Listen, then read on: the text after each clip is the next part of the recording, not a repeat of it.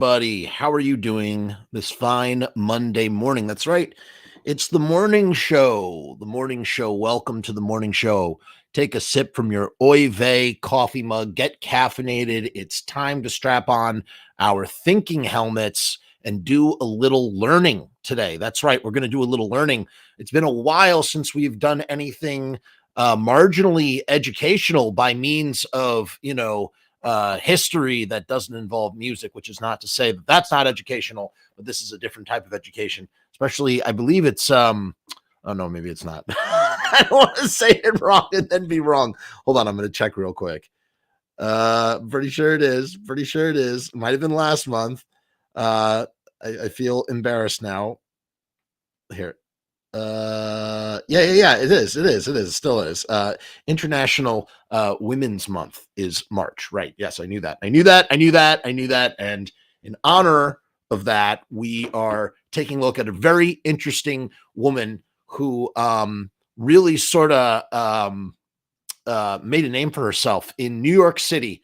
When we think of New York is kind of like the gateway to America for so many. It's supposed to be in light of the horrible things that are happening right now, which we're not going to dive into. This is supposed to be a country of immigrants. What makes America great is the fact that our lifeblood comes not from this place, right? Everybody travels to America, or they did. I don't know. It's not the same as it used to be. How about that? Everybody from other places would travel to America in hopes of opportunity, becoming something that they weren't. In fact, I was just watching Feud on Hulu, which is a great series, and it's about the feud between Joan Crawford and Betty Davis, two very famous Academy Award-winning starlets from the golden age of Hollywood. They started a movie together, one movie called Whatever Happened to Baby Jane. Why am I bringing this up? Because Joan Crawford's very real yet slightly exaggerated housekeeper woman, who was affectionately known as Mamacita, was a German immigrant who basically supported Joan Crawford in her twilight years, starting right before she started doing Whatever Happened to Baby Jane. She has a scene with this woman, Pauline. She's the assistant to Robert Aldrich. I forget her last name. And she wants to become a film director. She wants to become a film director. And in those days, and even today, it's gotten easier, but it's still very hard. It was just unheard of for women to be directors. Did they exist? Of course they exist. In fact, there's a great noir from 1955 called Crime something. What's it? Crime. God damn it. Crime Seeker. Crime something. Which was directed by a woman. Incredible. In fact, women really got their start in pictures and films being editors. So a lot of, and I hate to use this adage, but it's quite true. Behind every great male director, there is a greater female editor that makes those pictures what they are. I'm using pictures because I was just watching Feud when everybody calls movies pictures. Why can't we go back to calling them pictures? I kind of like that. I promise I'm going to boomerang this tangent back around to the topic at hand. Just stay with me on this thread. Stay with me. I haven't lost it yet. So point being is this woman, Pauline, she works as the assistant to Robert Aldrich, who directed Whatever Happened to Baby Jane. And she's a very played by Alfred Molina, incredible performance. And she's in Snowpiercer, the series. I forget her name. Great actress. I think she's Irish. Any case, she goes to Mamacita because she wants Joan Crawford to star in a movie that she wants to write and direct. And, she's facing great adversity because, again, for a woman who's never directed a picture before to go to Joan Crawford and be like, hey, I want to make a movie with you, it's just unheard of. But Mamacita, she has the scene with this character, Mamacita, and that's what I want to draw attention to, and you should really go watch the series, but I want to draw attention to that because of how it relates to my statement just now. Mamacita says something. She says to this woman, she's like, the world is, she says, she's like, the world is changing, and very soon women are going to outnumber men, and like, like we will have more pull in the future. Just, watch and wait and hold on. That's one thing that she says. The other thing she says, I come from Germany, and in Germany, if you're born a shoemaker, you make shoes. If you're born a woman, then you rear children and you get married. Like, whatever you're born as, that is your lot in life forevermore, right? And Mamacita has this whole thing is like talking about like coming to America and being like, I came to America. I'm amazed by America. Like, this is a place where you can transform yourself, where you can climb up a ladder. I don't know how true that is today, unfortunately, but stay with me on this. Stay with me on this, especially back in, this was the 60s when this conversation was taking place. And Mamacita tells Pauline, I'll help you. I'll do the best I can to get Joan to sign on to your picture, because I want you to be a director and support you in your dream. You don't have to just stay a man's assistant. You too can be a director, like real girl power shit, which I thought was just really tremendous and really sort of stems from the immigrant mentality. You look at a guy like even Gene Simmons. Everybody hates Gene Simmons, but Gene Simmons, kind of an amazing thing. Gene Simmons is like, he's like super, he has this great admiration for America because he came from Israel post Holocaust.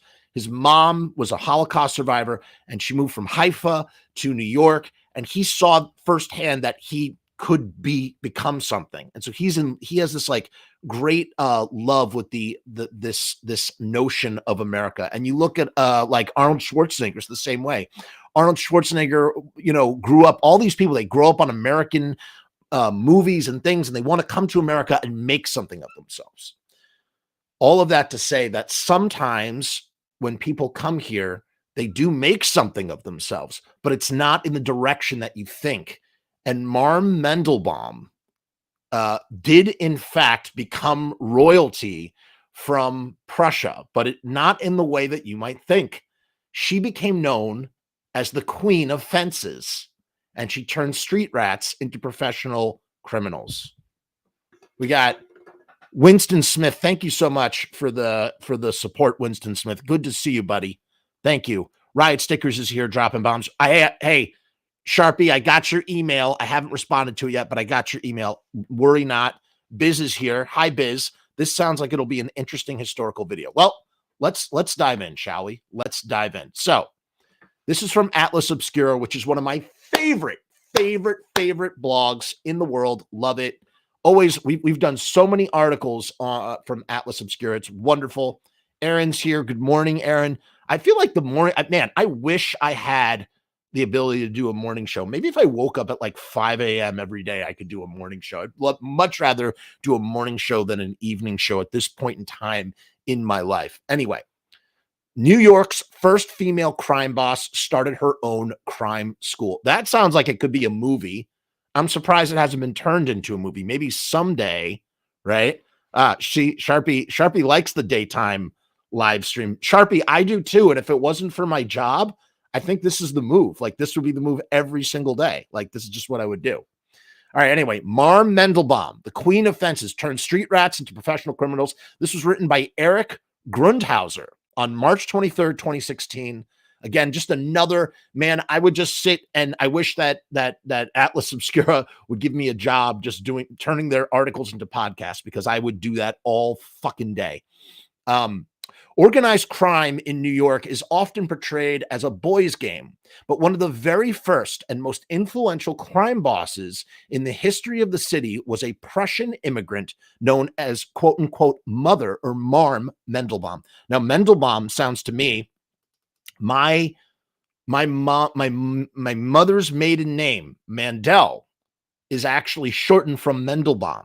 Okay. So I come from a family of Mandelbaums. So I'm guessing that the queen of fences is a Jew. Aaron says, every morning I'm at McDonald's at this time drinking coffee, scaring people. How do you scare them though, Aaron? Do you just go, "Arr, arr, arr, arr, arr," or are you like, you just stare at them? I mean, I don't know what business you have scaring people, but I hope that they're not truly deeply scared. So Marm Mandelbaum was also called the Queen of Fences. This imperious, and what does imperious mean? I guess like imperial. This imperious and powerful woman became one of the most well-connected criminal figures of her day, buying stolen goods and reselling them, financing criminal endeavors, and even creating a school for young criminals. Why has HBO not turned this into a TV show? This is like prestige TV show like viewing right here now. My mind thinks about all of the incredible storylines just from that. Right now, what I'm imagining too is something very similar to what I saw in Gangs of New York. If you've seen the movie Gangs of New York, directed by Martin Scorsese with Leonardo DiCaprio, and of course the brilliant DDL Daniel Day-Lewis, there's all this fencing, and Cameron Diaz, she plays a fence herself. She's a pickpocket, right? And she goes around stealing goods. They all steal goods and they all fence them, and they have to kick tribute up to Bill the Butcher, of course. Hot take. Before Kill Bill came out, Martin Scorsese made Kill Bill before Quentin Tarantino did in the movie Gangs of New York. What do you think of that? That is a sticky situation. You know what else is sticky? Riot fucking stickers. That's right, baby. Riot Stickers is the official sponsor of the Frumess channel. We have a special promotion going on with Riot Stickers. If you go to riotstickers.com/Frumess, that's FRUMESS, you can get 1,000 stickers for $79. Unbelievable value. That's nearly 7 cents per sticker. Can you believe that? You also get free shipping. Sharpie, he's a friggin' chill dude. You've seen him on the live streams. He's very chill. He's in the comments right now, or maybe he was in the comments. I don't know. He's very chill dude. Very easy to collaborate with. You get 3-inch by 3-inch square vinyl stickers. These babies have a UV coat that protects from the sun. Okay, and they're vinyl, so they're waterproof. So you stick them anywhere outside. They're not going to get all wrinkled and blah, blah, blah. And believe me, I've slapped a couple all around town. And just watch how they endure the elements. It's unfriggin' believable. So go to ridestickers.com/Frumess. That's FRUMESS. Take advantage of this incredible deal. Do you have a band? Do you have a film? Do you have a book? Do you have some project? Are you trying to promote something? Well, do it with Riot Stickers. You're not going to find, for under $100 budget, you could be handing out stickers to 1,000 people. It's kind of amazing.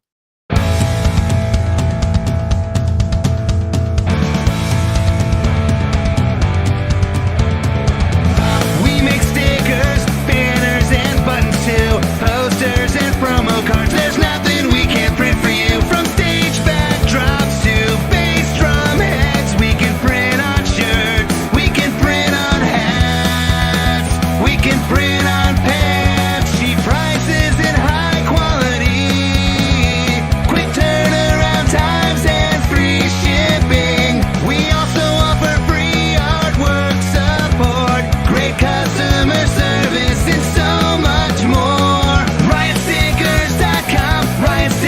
We are the bomb. Riotstickers.com. Riot Stickers, we are the bomb. Riotstickers.com. Riot Stickers, we are the bomb. Riotstickers.com. Riot Stickers, we are the bomb. And that is a promise. Yeah, Riot Stickers is in the house. Just look with a blank look. Come on, Aaron. Come on, man. You're going to get arrested, man. You're going to get arrested. You can't do that stuff.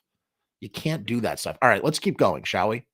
So, Frederica Mandelbaum came to America with her husband, Wolf. What a name. Could you imagine having the first name Wolf? Wow. Wolf, so she came to America with her husband, Wolf, in 1848, landing in New York and opening a general store. So here we have immigrants coming to America for the American dream, opening a general store. Wonderful. In the beginning, Mandelbaum and her husband worked as flamboyant street peddlers, building relationships with both the hordes of aimless children and the petty thieves looking to get rid of their stolen loot. Ah, so that's how it began. By 1865, so this is right around the time, I don't know if this is in the 5 points, but this is right around the time all that Gangs of New York stuff was happening.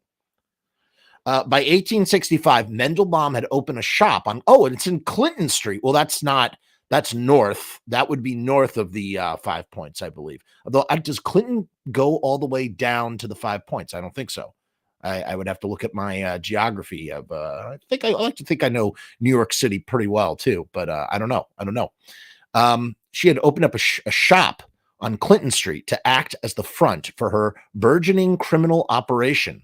Her husband, described by Sophie Lyons, a woman who would later become Mandelbaum's star student and protege, as a rather weak-willed for his calling. Her husband. Okay, so Sophie, who would become Mandelbaum's star student and protege, described Wolf Mandelbaum, her Frederica's husband, as a rather weak-willed for his calling, lazy and afflicted with chronic dyspepsia. Don't even know what that means. Let's look that up. Dyspepsia. Indigestion. What a word to use, huh?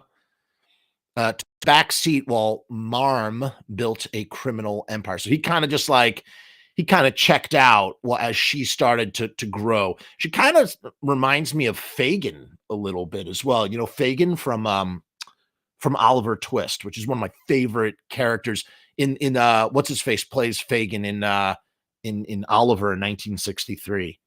Great movie. There she is. That's what she looks like. Oh no. Shit. Wow, did I fuck that up? That's Sophie. That's not Marg. Damn. So that was her pupil. Wow. So I totally messed up that thumbnail. In any case, fencing stolen items became Mandelbaum's main hustle.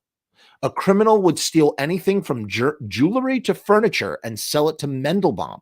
So she would buy it, because here's the problem with stealing. I guess there's a lot of problems with stealing, but I would imagine you can have something that's worth value, right? Like you could have something that is valuable, but how do you liquefy it? You need to turn it into cash somehow. And if you don't, you can have something that's worth $1 million, but if you have no way to transfer the liquidity to cash, then it might as well just be as useful as a rock. You know what I mean? But Mandelbaum, I guess, creates kind of like a gate where she turns objects into money and therefore becomes, and that brings her a source of power, I would imagine, right? You get power from doing that.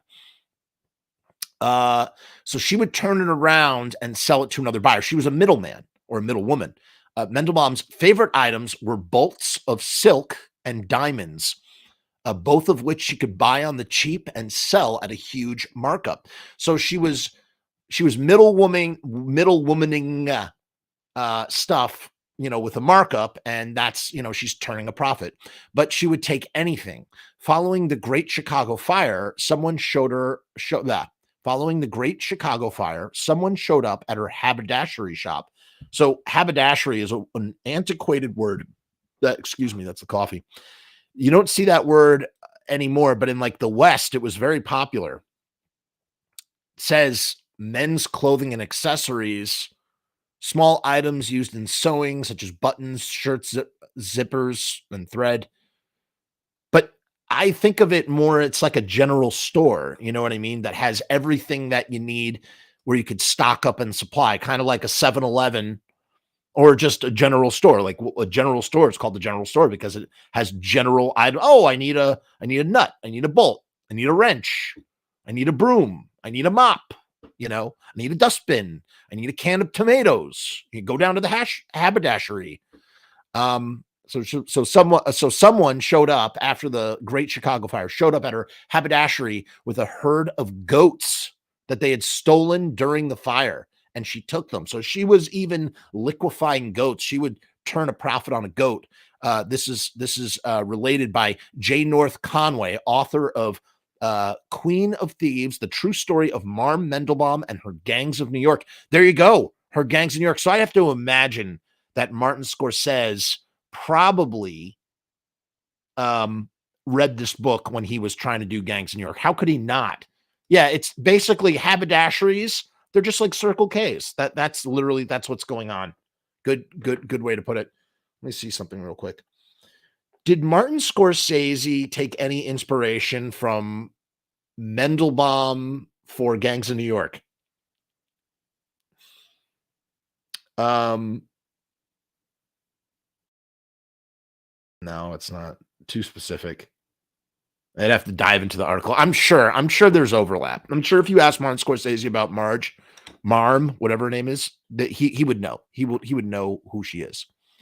So as Mandelbaum's power grew, she branched out into financing bank robberies. Now, what, pray tell, if you're trying to rob a bank to get money, think about the financing of a bank robbery. How much money, you know what they say, it takes money to make money, right? So the idea that you need to put up money just to steal money. But I mean, it makes sense. Maybe you need to buy tools. Maybe you need to buy, handkerchiefs to put around your face to hide your face. Maybe you need money to bribe guards, little investments. At the end of the day, even in stealing, you need to invest in order to turn a profit. It seems, I guess. That's pretty interesting. So she started financing bank robberies and supporting all manner of criminal enterprise, ranging from blackmail to theft to burglary. I wonder if she got into murder too. What was she just like? She just loved crime. She just woke up every day. She brewed a cup of coffee and she was just like, crime, crime, crime, gonna do some crimes today. I'm gonna do some crime. I don't know if she actually said that, but I imagine. Now, one thing that I want to understand is what motivated her? What influenced her turn to crime? You know what I mean? Why did she become a criminal in the first place? I don't know if this article is going to answer. The thing about Atlas Obscura articles, they distill really complicated things into much smaller, easier to manage, digestible things. And in the past, we've had to leapfrog to different articles, but I feel like moving forward, I just want to do an overview. We can't go into all the nitty gritty because then I'm here for 3 hours and I don't got 3 hours to be here. I got to go back upstairs. We're making a movie and I gotta glue some stuff together. Mandelbaum was 6 feet tall. Wow. And said to be Mandelbaum was 6 feet tall and said to be between 200 and 300 pounds, giving her an imposing physical presence. I mean, could you imagine all of the literary characters that are probably influenced by Mandelbaum? Maybe. W. Smith says, Winston's Haberdashery is my new band name. I love it. I don't think if you were to Google haberdashery and bands, I don't think there's any bands. Honestly, Winston, I think you could even just take it down. Maybe you want to have your name in there, but even just calling your band Haberdashery, the Haberdashery, that could be kind of cool. Or that could be a great name for an album, the Haberdashery. It's like a haberdashery of sonic pleasure. You know what I mean? I don't know. There's a lot of potential there. I like it. I like it a lot. I like it a lot. But it was her formidable network that allowed her criminal power to grow. So 2 things. One, she's turning goods into cash. And 2, she has contacts. And these 2 things are allowing her to become more powerful. That's pretty interesting. She was known to fastidiously bribe and pay off police. You gotta, again, it takes money to make money, even when you're stealing. Local politicians and judges, of course, who would allow her operation to become a criminal ring worth millions.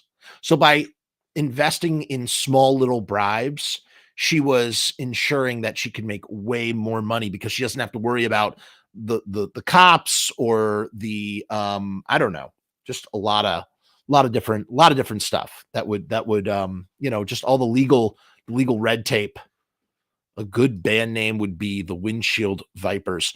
You know, it's funny. We once on my friend and I, we just went back and forth. I love coming up with band names. It is so much fun to come up with band names, like funny, silly. As a matter of fact, I believe Sharpie and I did that for an episode once. We did our own fictional bands. I'm trying to remember what that was for. Pop punk bands, punk bands. Oh, super groups. It was super groups. That was a good one. In any case, she was known to fastidiously bribe and pay off police, local politicians, and judges who allowed her operation to become a criminal ring worth millions. At some point, she came to understand the American system, said Conway. The American system is you get what you pay for. And you want to know what's amazing? We started this show talking about like the idealized version of what America was to, you know, many, but like at the same time, not everybody who came here, you know, was able to take advantage of the opportunity to transform themselves. We see that in a variety of different ways, or at least in a variety of different levels. But I would say that the big takeaway lesson from this article and just from this idea of like what we're talking about, the American system, it's not based on, you know, dreams of transforming yourself into something more. Maybe it used to be, but that has died. Today, it really is you get what you pay for. And I don't know how that plugs in. It does. It plugs into today's political climate right now, but I don't know. I couldn't exactly sit down and give you a dissertation as to why that is, but it just is. You get what you pay for. It's so sad. Mandelbaum never got her hands dirty. Instead, she built an inner circle of burglars, pickpockets, and robbers. So she insulated herself. Man, I mean, Donald Trump should. Donald Trump could really learn a thing. Or actually, I think Donald Trump is doing just fine, all things considered. But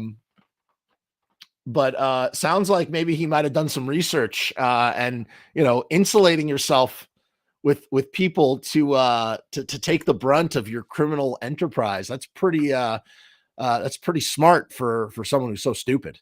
It sounds like Mandelbaum was really smart though. So she insulated herself with an inner circle of burglars, pickpockets, and robbers. To grow and support this network, Mandelbaum is said to have created a school that would train the many children living on the streets to become criminals. And again, you think about all of the children, you know, you have orphans, kids in the street, kids looking for opportunity.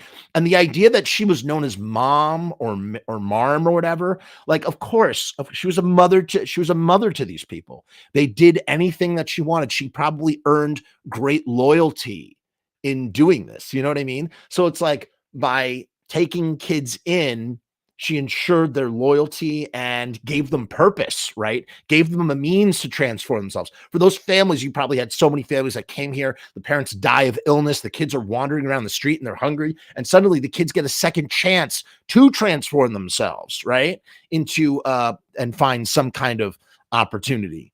Aaron says, my sister had an all-girl band in high school called Popular Haircut. They sung pop covers. That's great. Love that name. Sharpie agrees. Biz says sometimes you got to do what you got to do. I gotta agree. And I gotta tell you, this may get me some wrong looks, but I gotta tell you, if I saw somebody stealing food in a supermarket in this day and age right now, if I saw anybody stealing food, I don't think I would bat an eye. I really don't. I do not.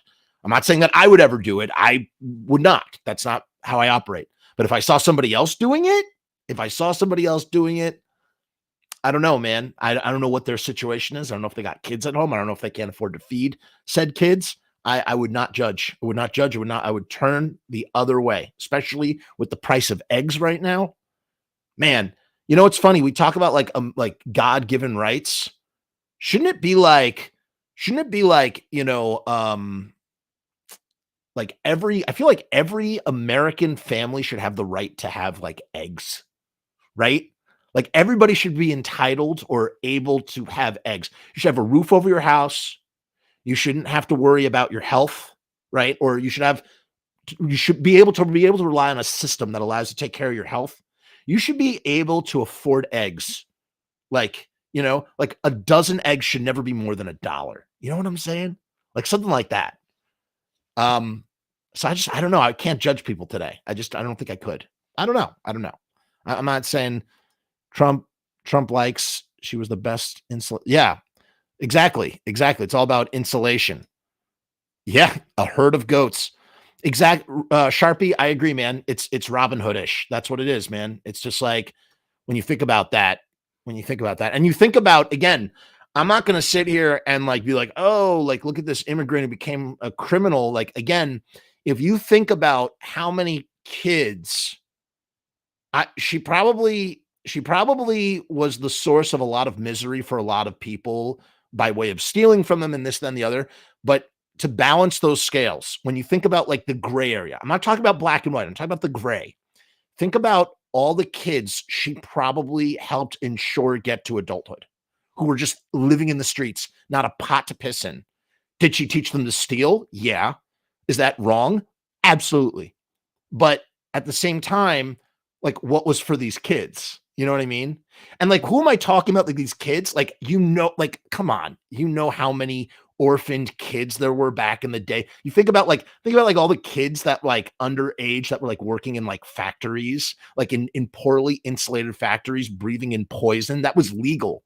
That was a legal thing to do. You could have a kid work for like 5 cents an hour in a sweatshop and they die because a big piece of machinery clonks them in the head. That's it. You're dead. 6 years old. Boom. Your whole life is as opposed to being a 6-year-old with no parents, taken in by a criminal boss who's teaching you to reach your hand into someone's pocket and steal a couple pennies or a pocket watch or something. Comparable? I mean, that's how you have to like look at shit sometimes. Not everything is so fucking black and white. There's nuance to everything in life. So, yes, crime. Shit, Marm would wake up every morning and she'd pour a cup of the bitter black and she'd drink her and she'd pet her goats and she'd be like, today I'm going to commit some crime. She had like a harp, actually. It was like, bring crime, all day, all night, crime. Everybody put up a fight, crime. All day, all night, crime. Everybody put up a fight. Okay, enough. I'm done. Yes, Jerry's kids. Technically, you can have eggs for $1. All you have to do is own a few chickens that might require moving out of the city. So, Sharpie, funny you say that, actually. 2 of my neighbors right now, they both have chickens. And they started doing that, and they started doing it before egg prices were soaring. And and that was the way it used to be. That's the way life used to be. Like before we had, industrialized farming systems, if you wanted eggs or if you had, you lived on a fucking farm, that's how you got your eggs. You didn't have to go to the market. I mean, obviously a lot of people went to the markets, and obviously there was an economy based around eggs, and not everybody had chickens, but like that, these are the aspects of life that used to be, that should be, again, growing vegetables in your own yard, having your own chicken that gives you eggs. Like and then all of a sudden it's like, you have cities that have like ordinances. Oh, you can't grow your own food. You can't have a chicken. It's so fucking stupid, man. This is where shit's weird. This is where shit is weird. I would love to join Popular Haircut. What songs? Here's my question for you, Sharpie. If I joined Popular Haircut, the high school band of Aaron's sister, what cover songs would I sing? That's what I want to know. Because I would assume you're asking me to sing, because I don't play any instruments apart from actually, that's not true. I play the kalimba. I do play the kalimba. You know what? I'm not going to take it out now. Oh, and I play the kazoo. So I'm assuming that oh shit. God damn it. The kazoo.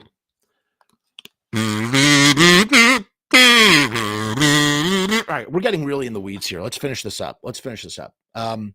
So she never got her hands dirty. She built an inner circle. To grow and support this network, Mandelbaum is said to have created a school that would train the many children living on the streets to be criminals. So those kids probably had a chance at life because they turned to a life of crime.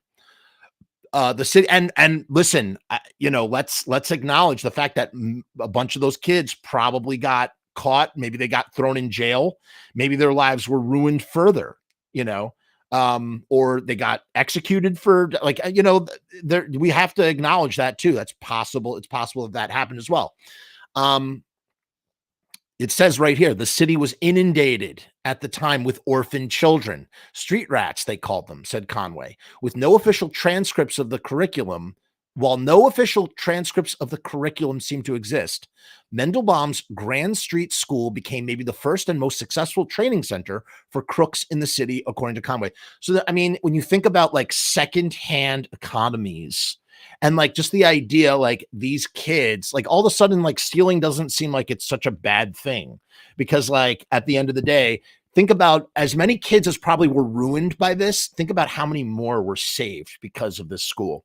The school was opened around 1870 behind a storefront on Clinton and Grand Street. Mandelbaum invited both young men and women to come and learn criminal trades from professional thieves, pickpockets, and con men. When young ne'er-do-wells enrolled, I hate that they say that. You really think these kids were like, yeah, I just want to be bad? They were like, no, I'm fucking starving and my parents are dead, and I just want to like have a place to sleep at night. That's what they were like. They didn't just want to do bad. They were like, oh, you mean all I got to do is steal like this handkerchief from like some guy, and I can have a place to sleep? Sure, I'm down. When these kids would enroll in the school, they started off learning about the smaller crimes like pickpocketing and petty theft. Then they would be taught about things like misdirection and the finer points of thieving. So, misdirection, the idea of like the same thing that you used to be a magician, you used to be a criminal, right? You need to use misdirection. You need to distract people. Then if they had a knack for it, their training would advance. If you were doing very well, you graduated up into other more important things, which would include outright robberies and scams, said Conway. Other high-level subjects included safe cracking, blackmail, and burglary. The star pupils would eventually move on to work directly for Mandelbaum. Her enterprise had a symbiotic relationship with the criminal community in that she needed a constant flow of thieves bringing her merchandise, and they needed a quick and reliable place to sell their ill-gotten gain. And probably, too, the life of crime is not one that, probably, doesn't, it's not a life of longevity. So she probably needed a fresh supply of children for her meat grinder. It's not all good and it's not all bad. It's just gray. It's just like, this is life, One of Mandelbaum's greatest students was Lyons, a master blackmailer and thief who, after working for Mandelbaum, went on to have her own impressive criminal career, becoming known as the Princess of Crime. Conway says that one of her scams involved luring men into a hotel room, letting them get naked, and then stealing their clothes and extorting them for their cash to get them back. In the early 20th century, however, Lyons reformed, denouncing her criminal career and her association with Mandelbaum's training. In her autobiography, she basically decried the tutoring that Mandelbaum had given her, saying that she was taking advantage of her youth and innocence, leading her down a path of crime and so forth, says Conway. And that, of all the things, we just said all that stuff, right? We just said all of that stuff that we just said, and that's true too. That's valid and true as well. Here's a picture. Mandelbaum eventually fled to Canada, and I guess they couldn't get to her, right? Whether or not Mandelbaum's school was luring impressionable youth into a life of crime, her willingness to train and employ women in her criminal ring created opportunities that were simply not available elsewhere. So how about that? Despite the fact that it was in an arena of crime, Mandelbaum was credited with being one of the first feminists, because she was able to get women jobs in which they made more money and were able to use their skills in better ways than they did working in factories or as maids. So this does circle back around to what we were talking about at the beginning, talking about Mamacita, and like the fact that, that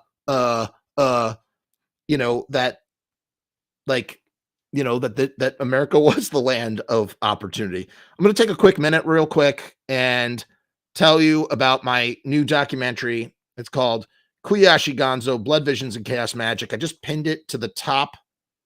It's at the top of this live chat. If you haven't watched it yet, please take a minute, open up a new tab, click on the link I just posted and pinned to the top of the chat. It's right here, okay? Please take a moment and watch my new film. Leave a comment, leave a like, subscribe, all that good stuff, okay? The Grand Street School operated for only about 6 years, closing down in around 1876. Mandelbaum shut down the school when she found out that the son of a police officer had enrolled. Rather than let this suspicious new student learn the ropes and risking her entire empire, she shuttered the school. So she felt that she might have been infiltrated and that it was better to shut down the school than to let it be brought down by the long arm of the law. Eventually, after the closing of the school, Mandelbaum's criminal empire continued to grow and thrive. In addition to the apartments above her Clinton Street shop where she conducted most of her business, Mandelbaum eventually had to keep a pair of warehouses in the city to hold all of her dirty merchandise. Finally, in around 1884, members of the Pinkerton Detective Agency managed to bring her criminal reign to an end. The silk was her undoing. So her favorite thing, the silk, ended up being her undoing. How about that? The Pinkertons had tagged a bolt that they knew was stolen, the bolt of silk and whatnot. She bought it, and at that point, they closed in on her. Rather than face trial, Mandelbaum managed to escape to Canada, reestablishing herself with over a million. Wow. So she reestablished herself in Canada with over $1 million worth of cash and diamonds. Mandelbaum died in 1894 while still living in criminal exile. Her body was returned to New York to be buried, and a number of the mourners at her funeral reported being pickpocketed. Wow. Mandelbaum and her school may not have been on the right side of the law, but in her role of empowering the women she trained and employed, she was on the right side of history. I would agree. I would say she was on the right side of history. Not sometimes being on the right side of the history doesn't always mean being on the right side of the law, And the last thing, closing thoughts, like my Jerry Springer final thought on this whole matter, is that you think about how many people are alive today, probably because their descendants of, or their ancestors were street children who got a second chance at life by stealing, and how these descendants might have contributed to society in a positive way. I couldn't say, but I want to imagine that they have, and that's all because of something that was illegal. So that's it. That's the show. I hope you enjoyed. Happy Monday, everybody. I may be back tonight. That's right. I may be back for a second show tonight. It may be Misfits related. I don't know. We'll see. In any case, peace, hair grease. Yeah, listen to what Sharpie said. Go watch my documentary. Please, if you enjoyed this, clip to the top. Kuyashi Gonzo, open it up a new tab. Give it a watch. Okay. Goodbye, everybody.